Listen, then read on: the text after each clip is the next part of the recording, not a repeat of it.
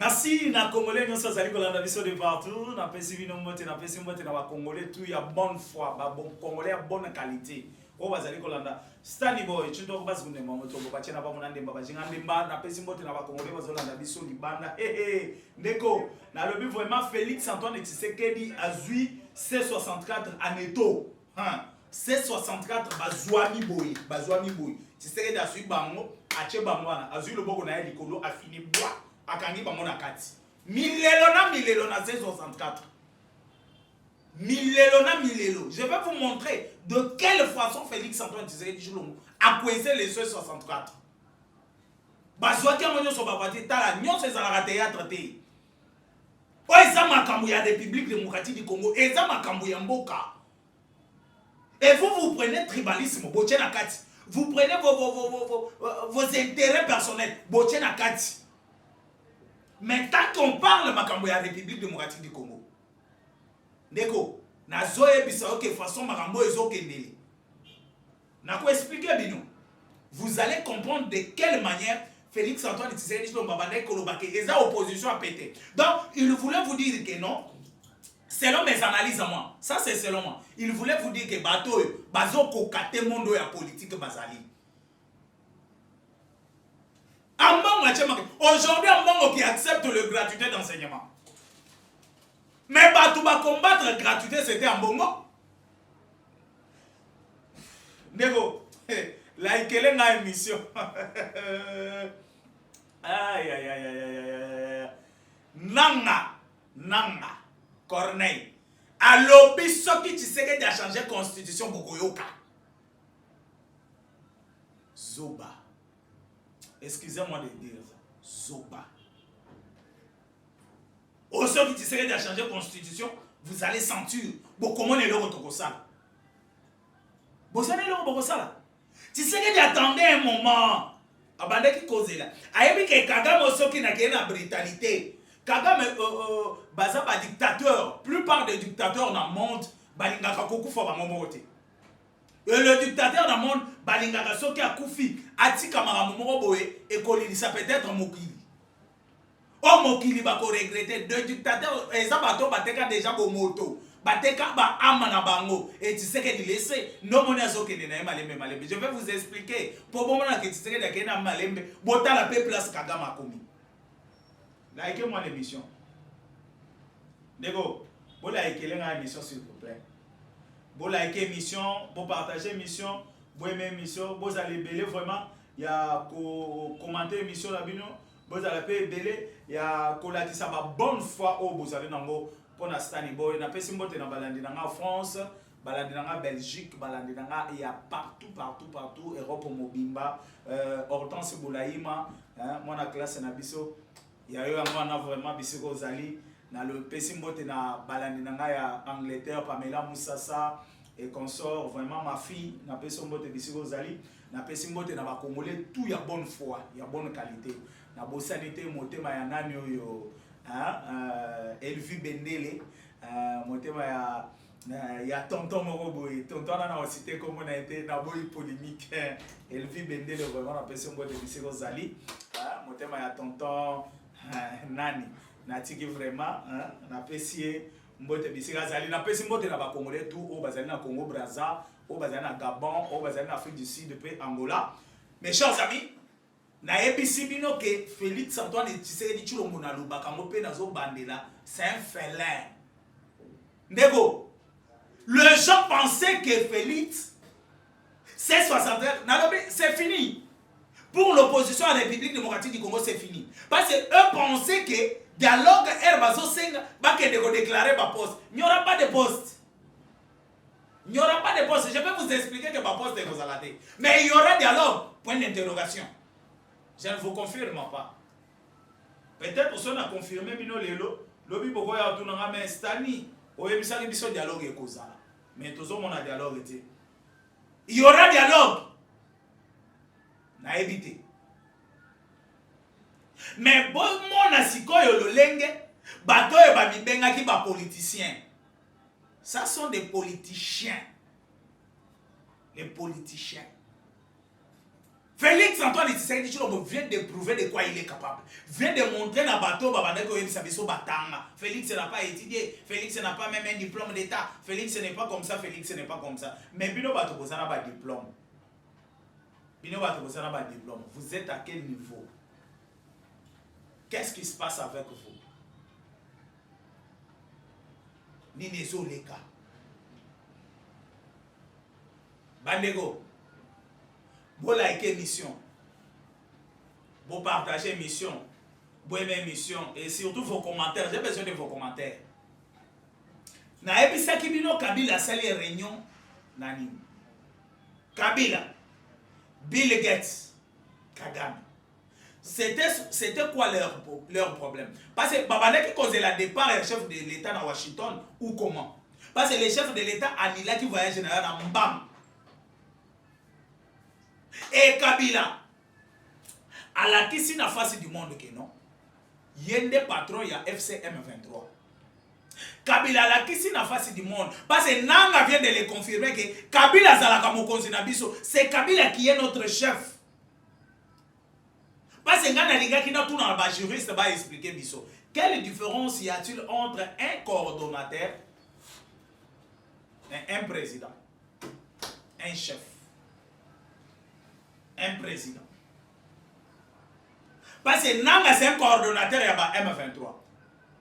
Mais qui est le patron? Il y a FCM23. Parce que s'il y a un coordonnateur, il y a un patron. Bajuri c'est pas qui peut expliquer biso. Ba tout batanga classe pour expliquer biso. Quelle différence y a-t-il entre un chef ou un patron et un coordonnateur?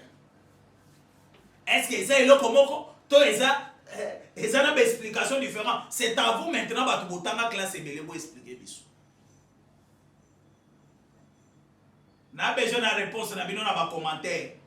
Il y a une différence entre patron et coordonnateur. Vous expliquer biso petoyeba, biso ba tout tanga diete. Biso ba tout tanga te. Si vous avez expliquer la différence des années. Et awa tozo solo la nabino. Nanga bimi ateki Kabila. À la question en face du monde que non, c'est Kabila qui est la base de tout ce qui se passe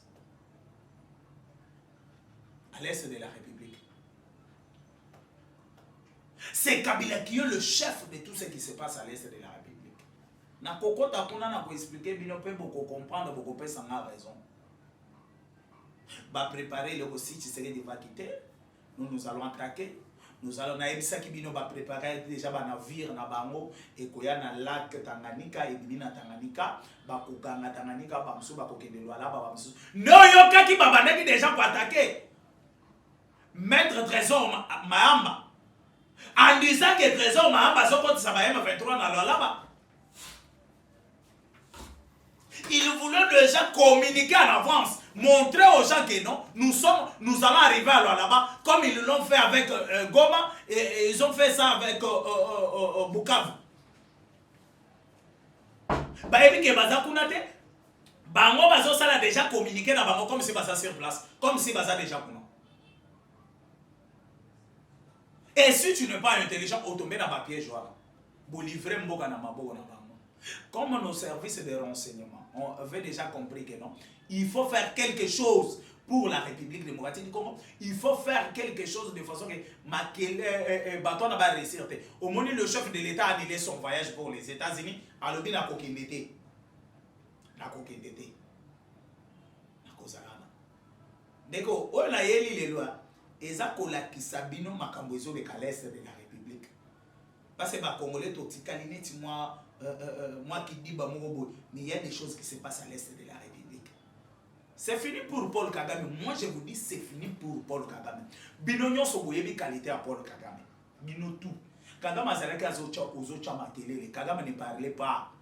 Kagame ne parlait pas. Parce qu'il y a des gens qui attendent au makelele, les années le sala aidé. Mais aujourd'hui, Kagame a zalaki à Koloba. Bibi Getaye na Rwanda. Parce que nazo Kagame était aux États-Unis. Non, Kagame aux États-Unis a Koko mate. Aonya tate. Akoya te les États-Unis Kagame akoya te. Bill Gates a kende wana. C'est comme si Bill Gates a comprendre, a peut-être pour la gisagala mais yaya, qu'on peut s'en aller sous minéraux à makilade. Ou bien Bill Gates a comploté dans Kagame pour tuer les Congolais. Parce que c'est Bill Gates qui donnait l'argent pour Kagame pour acheter des armes, pour acheter n'importe quoi, venir faire. Et au début, Donald Trump a appelé ça qu'il a raison. T'attends dans la première mandat, il y a le bas pour collaborer dans l'Afrique. Parce que les Africains, nous sommes des imbéciles. Ça, il avait raison. À lobby, les Africains n'ont pas battu. Comment ils sont tous en Minduki à tous s'entretuer dans Minduki? Mais on prend ces armes pour donner aux Africains, pas que des Kobomane pas là-bas. Pas que des Kobomane pas là-bas. Et Bill Gates prenait ses armes, Azopé Sana Kagame, pour que Kagame vienne tuer au Congo, pour que Kagame vienne maintenant prince de l'Afrique centrale, pour que Kagame abanda konzande l'Afrique. Mes amis, likez-moi l'émission. Likez-moi l'émission, s'il vous plaît. Likez-moi l'émission. Partagez-moi l'émission. Bon commenter l'émission, la vidéo. J'attends vos questions. Hein? J'attends vos questions. Dans la posa mituna na bino. Quand on a émission bino que vous posez na mituna, na za na pona ko répondre bino. Mes amis, l'anda di solution na zo yebisa.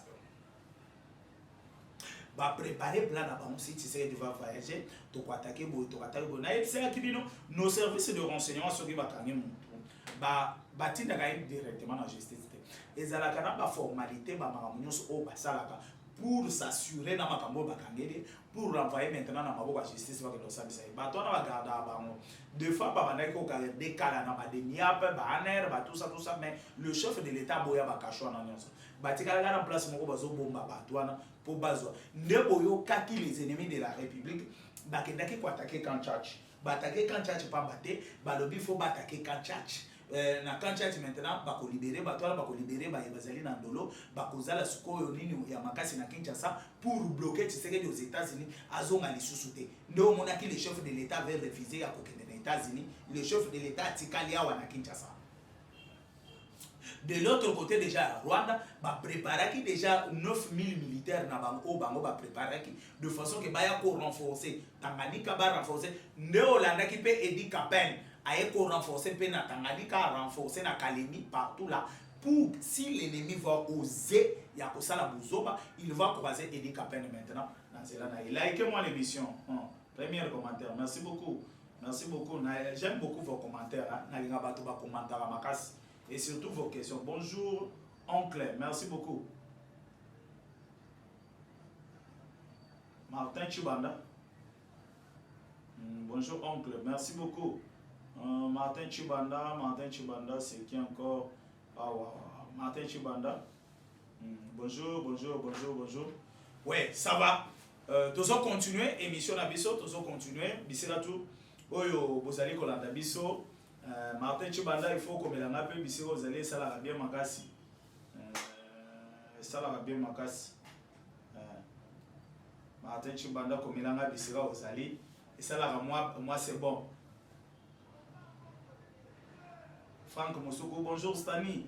Stani boy, mon toit de mon toit Koundeba. Merci beaucoup Franck. Mon toit Koundeba, monsieur la Sana, merci. Non. Mujela Asanga c'est ma mère. Donc Bajila Asanga sont les gens de Dibaya. No a Ndekwa Stéphane, ma mère est Azan Ndekwa Stéphane Balamwangi. Moi je suis Chitu Wabazu Ndekwa Mutombo Bachena Bamana. Moi je suis Ndekwa Zakari Baba Basui, Abraham Loakabwanga. Ouais, malgré Azan moi si mon quoi ma bé en mauvaise qualité mais Azan elle est de chez moi. Mais malgré na takakaye na Denise du Chochoy ba ya mujinga banani ba wemba kadi oyo les bayouda du Congo ce sont les gens de chez moi baza ebele ba politiciens baza ebele ba général Mamba consort ils sont nombreux là le professeur Mulumba Kachi ils sont nombreux je suis pas là pour citer tout le monde. Merci. Oui. Ndeya mwana sikoyo boye kolanda. Le chef de l'État a ekotala na biloko tout bazo sala. Parce que chef de l'État Félix Antoine Tshisekedi Tshilombo na yebisa bino, c'est un félin. Wana na bobosa na yebisa bino ngodi lisusu te. Félix Antoine Tshisekedi Tshilombo a qualité moko ya kosalaka semblant na makambo. Asali semblant azeli au moment opportun a frappé pas Aleki.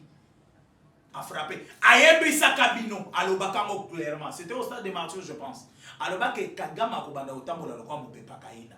Kagame akobanda ko croiser nga na banzela na ye nyonso. Mais bato bazwaki yango lokwa ba blague. Kagame akomi akende boye babetele lisolo ya Congo. Akeye boye bayebise Congo. Akeye boye makambo ezosala na Congo eza yango te. Félix Antoine Tshisekedi Tshilombo ayebise akobanda ko croiser nga na banzela na ye nyonso.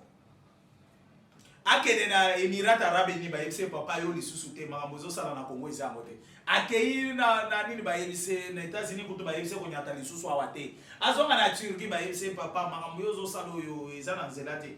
Kagame afandi alobi me dikasi dibika eji. Dikasi dibika eji. Mais tant que Tshisekedi, quand tu lui disais ça, que Kagame a croisé na banzela na nyonso, les gens voyaient comme si Tshisekedi était en train de blaguer. Les gens voyaient comme si Tshisekedi azo sala ba biloko ya ba mona que non. Etienne Ntumba. Bonjour président.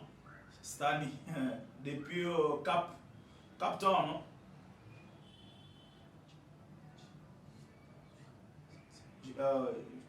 Depuis quand Tchatch, merci beaucoup. Depuis quand Tchatch 5 sur 5. Etienne Ntumba, depuis quand Tchatch, merci Bandegoto Yakan Tchatch. N'empêche pas de bisera Bozali. Bozé belé au Bozali Golanda, Chinto au base de moi Mutongo. Atiena Bamunande Baba, Jingande Baba, tu dois casser les Robuchi Kassé Stani Boy. Ne place problème ezali sikoyo kocha misisa ya mwana.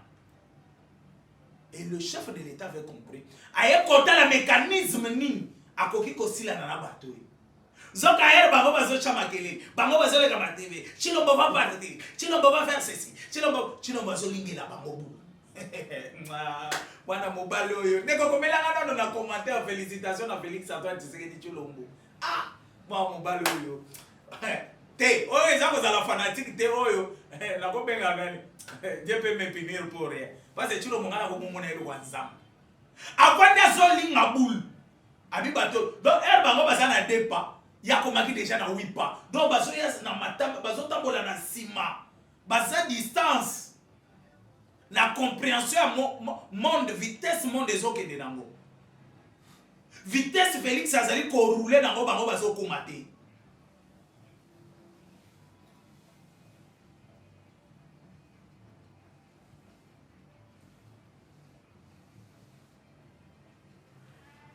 De bonanga Jean-Marie Mwembi, nazo répondre yo Jean-Marie Mwembi. Parce que au lobby, ça fait au moins une année et demie depuis qu'on a signé. Nego, tout ce qui se passe aujourd'hui, c'est parce que nous avons signé les accords. Parce que nous avons répondre parce que je peux oublier. Parce que nous avons signé des accords. Pour votre information, même pour l'information des autres. C'est à partir des accords. Oyomoni Kagame Azali les losugo coincé. Je vais vous expliquer. Coincé comment?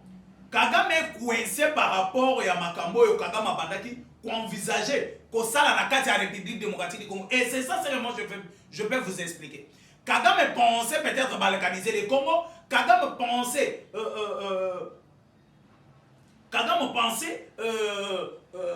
que ça la oyo a trouvé qui bon. Mais au outil Kolanda Kagame il y a une semaine passée, il y a 5 ou 6 jours passés, oyo Kagame azolo bake non. J'ai été piégé par les Américains. En signant les accords de Washington, j'ai été piégé. Donc aujourd'hui, ce que je suis en train de subir, Ezali, à cause il y a des accords oyo na signé à Washington. Donc cela veut dire que les accords signés à Washington et coincé Kagame Makasi parce que Kagame vient de pleurer. Kagame a outi kolobango yemoko na munoko na ye non. Il a été piégé par les Américains. Il a été piégé par les Américains. Ndeko, accord réseau sala musala ya makasi. Accord réseau sala. Accord, c'est à partir des accords. Otomoni Kabila lelo babimi. Balakisi biso ke non. Le patron, il y a FCM23, c'est Joseph Kabila. Parce que Nanga, c'est un coordonnateur. Donc, il y a différence entre coordonnateur et un patron. S'il y a un coordonnateur, il y a un patron.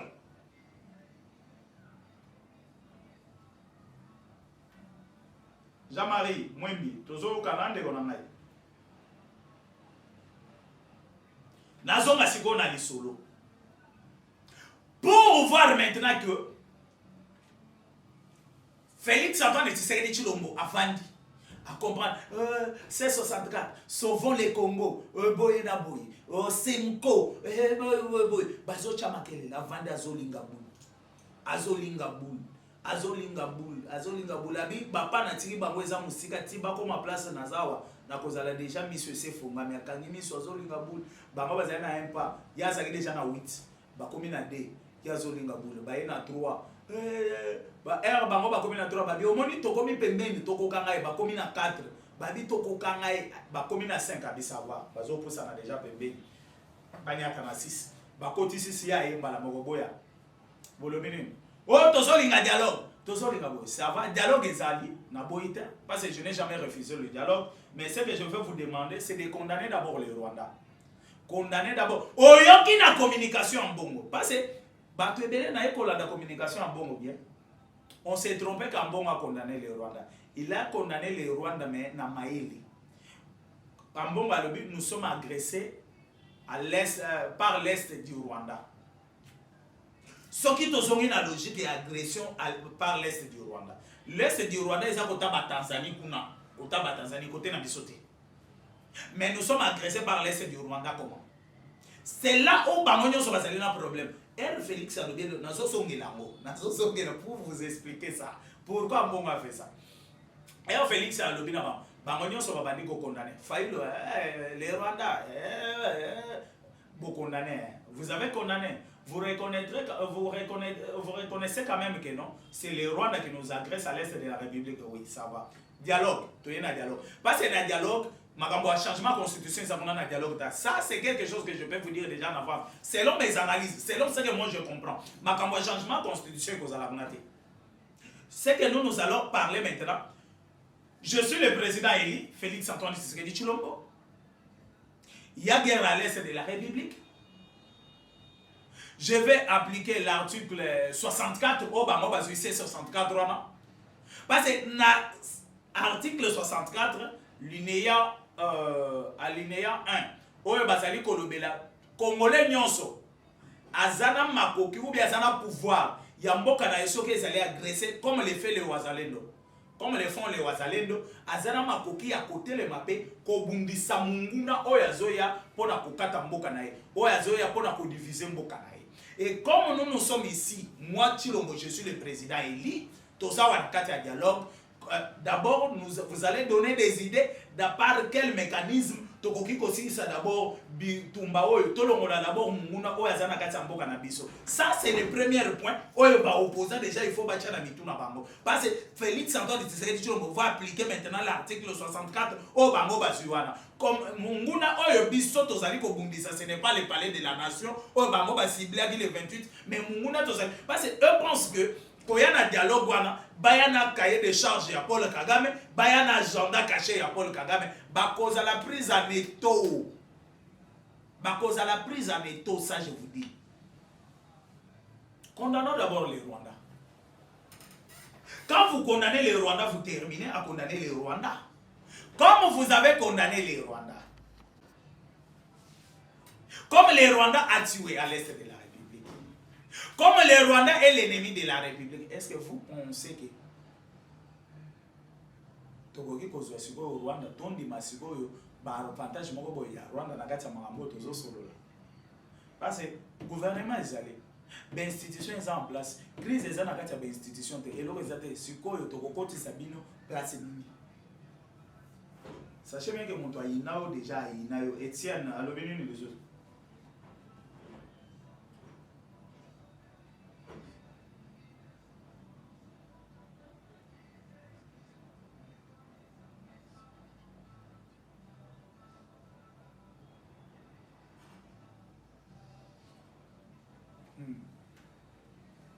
Oh non, nous sommes agressés à l'est du Rwanda. Oh, nous sommes agressés à l'est du Rwanda. Et c'est la République démocratique du Congo, c'est Goma. Bisokuna na c'est ya Rwanda comme Ambongo nous dit, et c'est à Rwanda il faut ezala ekangami, et c'est à Rwanda il faut ezala ekangami na comment on appelle? Et c'est à Rwanda il faut ezala ekangami na oyo tozali ko benga, comment on appelle ça? Otozo Benga,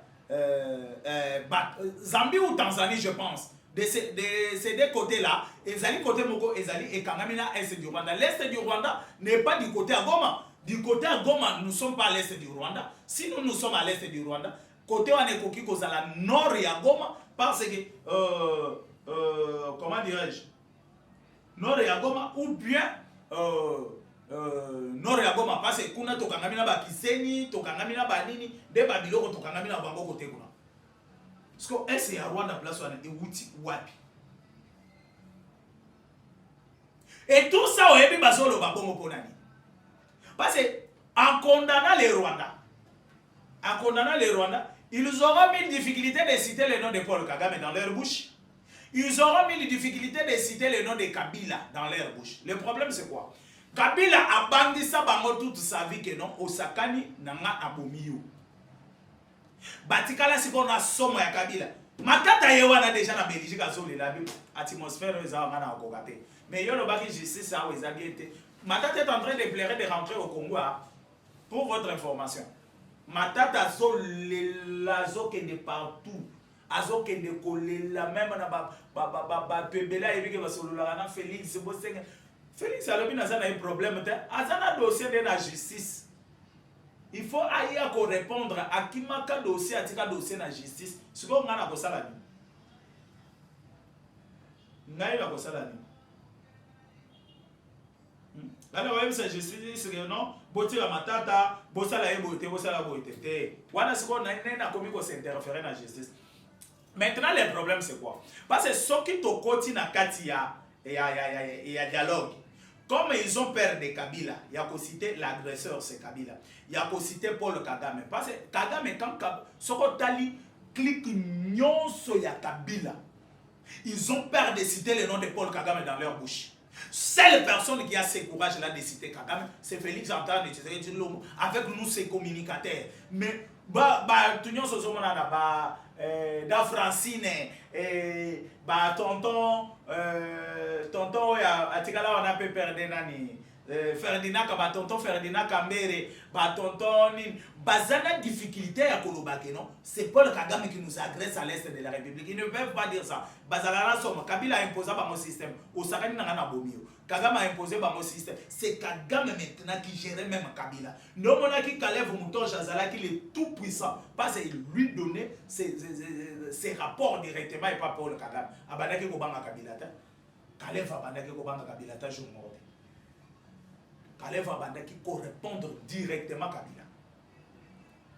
Mes chers amis, likez-moi l'émission. Likez-moi l'émission, likez-moi l'émission. Et maintenant, la carte à dialogue. Nazo que ne malé mais la soga émission. La carte à dialogue, leur problème sera quoi? La carte à dialogue, le problème est cause à la non.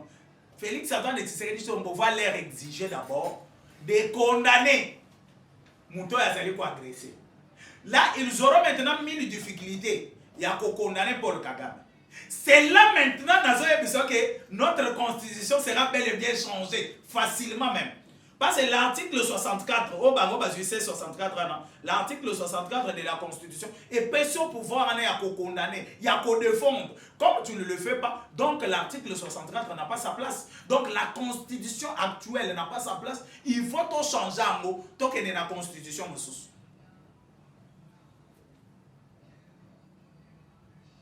Pour ma changement de constitution, écolo ba makuna te.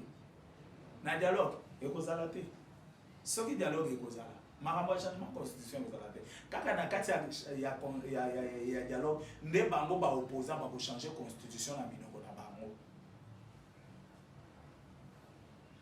Ba ko changer constitution bango moko. Aujourd'hui, moi j'attendais peut-être voir Ferdinand Kambere. J'attendais voir tonton Ferdinand. J'attendais voir da Francine. Les Ghana TV. Condamner ce que Nanga vient de confirmer. Parce que Nanga vient de nous confirmer que non, patron à Bango c'est Kabila. Depuis longtemps, notre chef c'est Kabila. Quelle différence y a-t-il entre chef et un coordonnateur? Aïe, aïe, aïe, aïe, aïe, aïe, aïe. Mes amis, likez-moi l'émission. Likez-moi l'émission, likez-moi l'émission. Bon, likez l'émission, ko bande ko a bozo salanga boyo nini, naza pende ko na binoti. Bon, likez l'émission ne salanga bien magasi. Bon, likez l'émission, s'il vous plaît. Et ça dit qu'on a qui s'en face du monde. Que non? Bon, dimi changement de constitution. Gabriel. Gabi Elenge, bonjour Stani, bonjour Gabi. Nakoti Siko. Depuis Belgique, merci beaucoup Gabriel. Bravo Fardc et bravo Wazalendo depuis Belgique. Merci, merci, merci. Je suis Florent Kakesa. Lubumbashi, depuis Lubumbashi, Stani Boy. Merci beaucoup Bandekoto ya Lubumbashi. Michel, bienvenue. Michel, bienvenue. Merci pour nous avoir édifiés. Merci beaucoup de Konangai. Merci. Bana bandeko tour bazola da biso na Petrus à télévision, bandeko bazola da biso na KN8 télévision. Vraiment na tongwa lelo vraiment tozana esengo ya kosolola na bino pe kopesa bino be information nde eloko nazali koyebisa bino ke dialogue tokokende osolola makambo ya changement ya constitution te mais na masolo ekobetama na dialogue ce sont des opposants au bino bosomona na bango moko bakachanger constitution parce que leur problème ekozala ke non acceptons d'abord que c'est les Rwandais condamnés. Vous avez condamné. Dialogue. Vous avez condamné les Rwandais. Oui, vous reconnaissez que les Rwandais nous agressent à l'est de la République. Oui, comme les Rwandais nous agressent, Bobby Misamael et Nabino Sotoye Bagé, aussi les agressions. Dès d'abord, et le Royal Liboso. Parce que chaud là, le baquet on a monogonaï. Abissi, il y aura dialogue, Bitumbape aussi à l'est de la République. Oui, Bobé Samael et Nabino aussi sa Bitumba. Bobé Simael. Ceux qui toyent au Vani une semaine, 2 semaines, Bitumba. Vous avez parlé, ça peuple Petoyokaki. Que non, ceux qui ont sali dialogue bitumbesili. Tout le monde a su parce que Kagame a lobby que non, si M23 balongwa l'est de la République, ou Rwanda existait peut-être donc ou Rwanda Kokufa. Comme Kagame c'est un dictateur, tu sais qu'il est en train de partir avec Kagame petit à petit. Na ebisibino Kagame c'est déjà fini pour lui. Kagame histoire ya Kagame est vidée. Histoire ya Kagame c'est à Kosila. Pourquoi nazo lobby c'est à Kosila? Bola nana expliquer bino. Histoire ya Kagame est sili na senso. Tozali biso nyonso ndenge toyebi ndenge tosalaka makambo na biso Kagame toyebi ndenge agisaka soko moni lelo Kagame akomi le chanson Kagame lelo comme vendre bateau ba américain ba ko singai ba américain Kagame ayebi déjà que c'est fini pour lui. Kagame akomi non, les Américains veulent me tuer, les Américains veulent me faire ceci et tout ça soki Kagame azali kolobango Kagame ayebi déjà place à zoki.